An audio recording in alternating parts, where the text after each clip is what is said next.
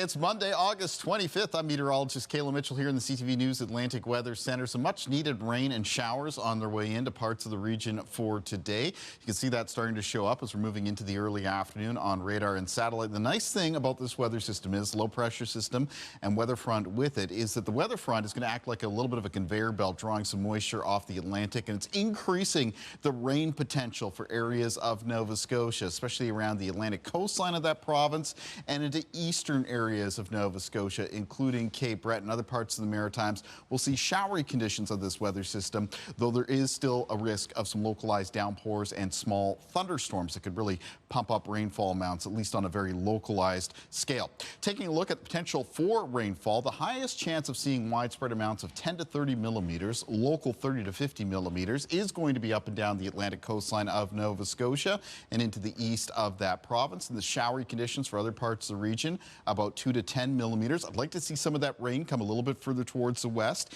and hit in around that Long Lake fire area in Annapolis County of Nova Scotia. They really need it after there was some growth of that fire over the weekend.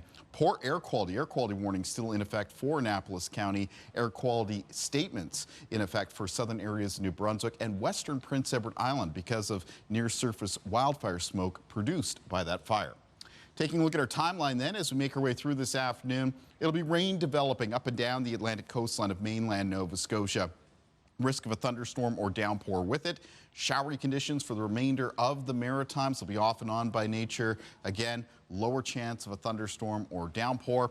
That type of weather continues into Monday evening. It also fills in across the east of Nova Scotia. And then as we move through the night, the bulk of the steadier rain is going to be clearing to the northeast of Nova Scotia, followed by cloudy conditions, some patchy fog and drizzle into Tuesday morning. In Tuesday's forecast, we'll call it cloudy with sunny breaks. There's a low chance of seeing some isolated showers, especially around southern areas of New Brunswick and western areas of Nova Scotia. High temperatures tomorrow where the sun breaks through, getting up towards the mid-20s, high 20s possible in a few areas. And then areas of the coastline, northern areas of New Brunswick, a little bit more moderate as far as the temperatures go, mostly around the low 20s. Let's bring you an update on Tropical Storm Fernan. Now, Fernan is going to be taking a path up towards the northeast, staying well offshore the Maritimes and Atlantic Canada. No weather impacts expected from that storm system. You can find news and weather updates anytime at ctvnewsatlantic.ca.